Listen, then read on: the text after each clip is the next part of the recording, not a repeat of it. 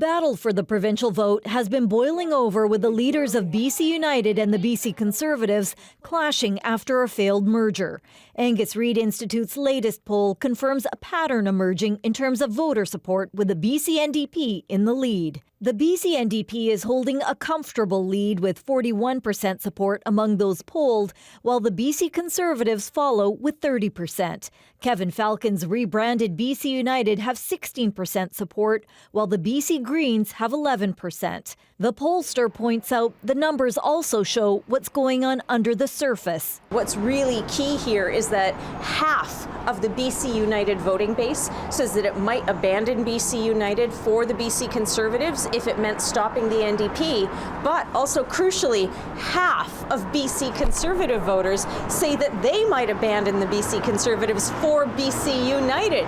Also emerging out of the data is the importance of crucial wins in voter-rich and vast Surrey. 10 ridings are up for grabs. And if you look at what's happening, it's actually the BC Conservatives who are edging the BC NDP just by a little bit at the moment. Today, a website emerged attacking both Kevin Falcon of BC United and John Rustad with the BC Conservatives.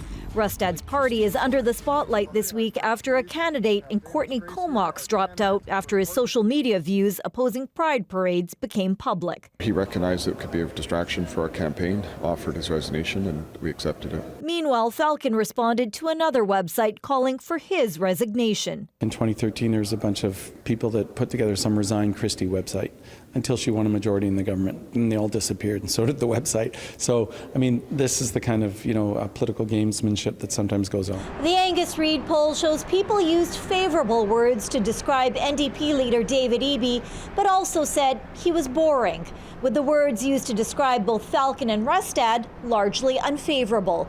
But Curl said a few bad bounces for the BC NDP during the next 5 months could lead to a very different picture on Election Day in October. Meera Bains, CBC News, Vancouver.